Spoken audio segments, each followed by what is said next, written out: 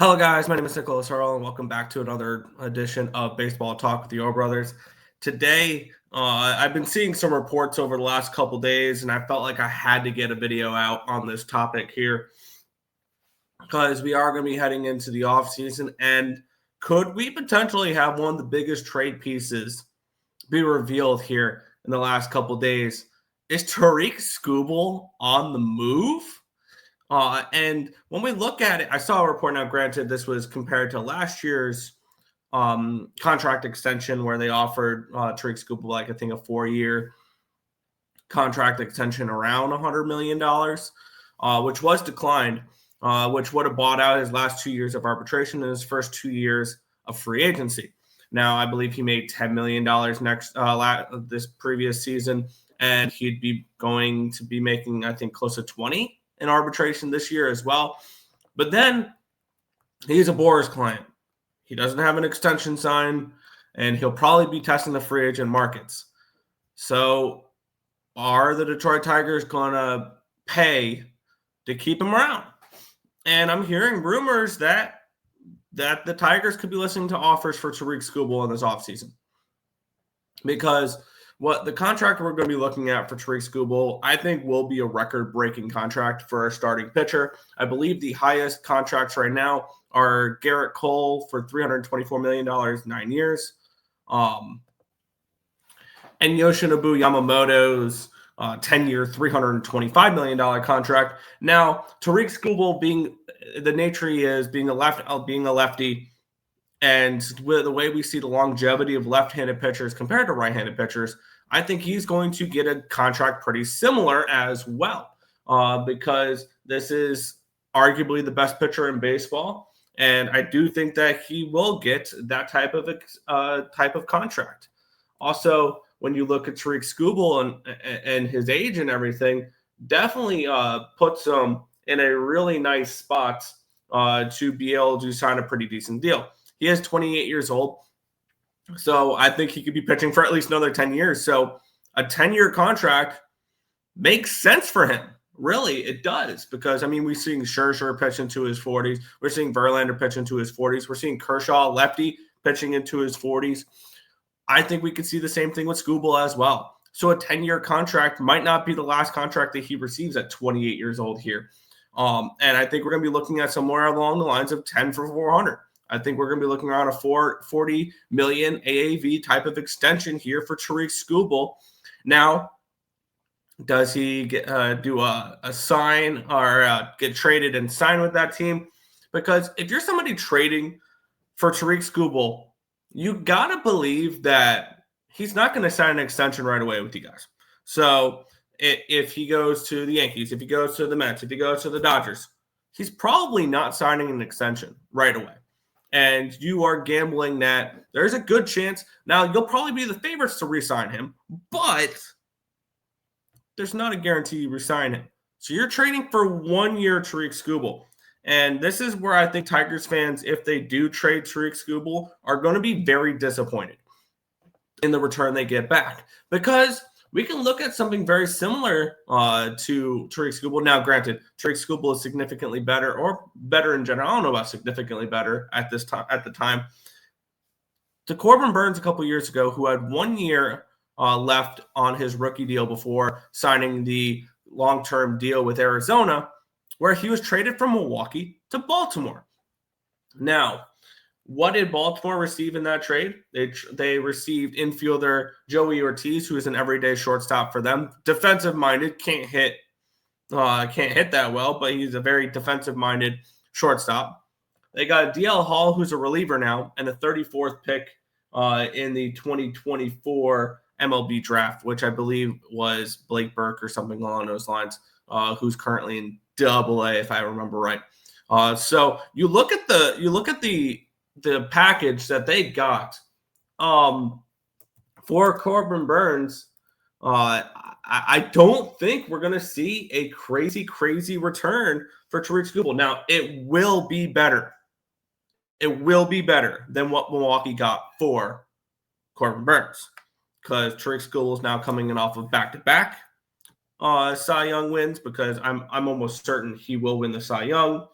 And we're going to have to take a look at which MLB teams can really put together a package for Skubal to get the job done. Now, let's start with I'll start with the team currently in the World Series right now.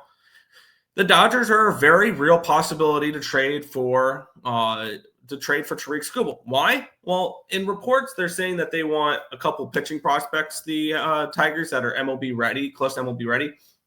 Now, they really don't have the Dodgers don't really have any AAA prospects that are top 100 prospects that are pitchers. The closest they have is the 96 rated prospect according to MLB.com and Jackson Ferris. But would it shock me to see them throw Josue DePaula and Zaire Hope on the table? Because the Dodgers know they can just go out and scout talent again and spend money and be just fine trading away their top guys. Would not shock me at all. Now, granted, it is for only 1 year Tarik Skubal. I got to keep reiterating that. It's for 1 year Tarik Skubal. Are you going to be trading some of your top guys away? Because I think if you're in a win now mode and you believe Tarik Skubal is going to put you over the top when it comes to a World Series team, yeah, the Dodgers, they could go look for their three-peat because they'll probably win the World Series again this year. They'll win the World Series again next year, and we won't have baseball in 2027. But that's for a different video. We can also – I wanted to take a look at the Yankees as a potential team here, but – does Elmer Rodriguez, Cruz, Carlos LaGrange, and George Lombard Jr. get the job done? And if you're the Tigers receiving that type of deal, I feel like a team, the other team I want to mention with this now, there's other teams out there that can make moves, but the one big team that is rumored to Tarik Skubal at the moment is the New York Mets. And when we look at what the New York Mets have to offer, I absolutely think they can get a job. They can get a trade done. Now, could it be Jet Williams, Jonah Tong, and then you look to throw in a Morabito and you look to throw in an AJ Ewing or a Jacob Reimer or something along those lines? That could possibly be a way to do it. Or it could be a Jonah Tong, a Jake Wettinger, and maybe some MLB talent like a Mark Vientos or a Ronnie Mauricio or a Brett Beatty. The Mets have the farm system. This is what the Mets have been building a farm system for, is to make moves like this. And I believe that if any team is going to trade for Tarik Skubal, the Mets would be the favorite for that.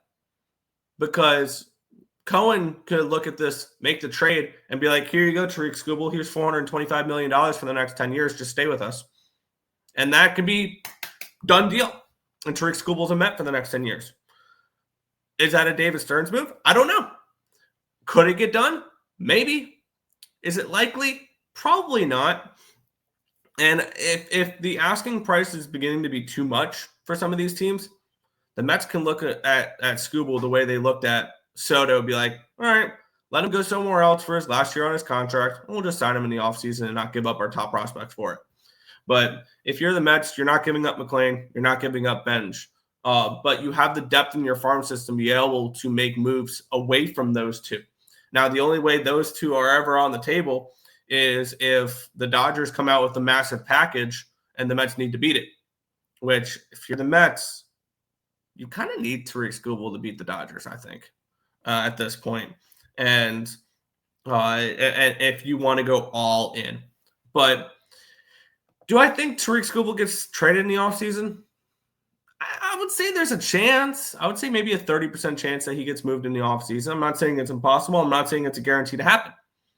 I think the Mets are the favorite to land him if they do make a trade because that can happen. Another team that's not getting that I haven't mentioned yet that absolutely can put a deal together and thinking maybe they have one more year with this core, which I disagree with. Would it shock you to see the Phillies start a package together with Andrew Painter, Aiden Miller, or Andrew Painter and Justin Crawford and another prospect? Wouldn't shock me.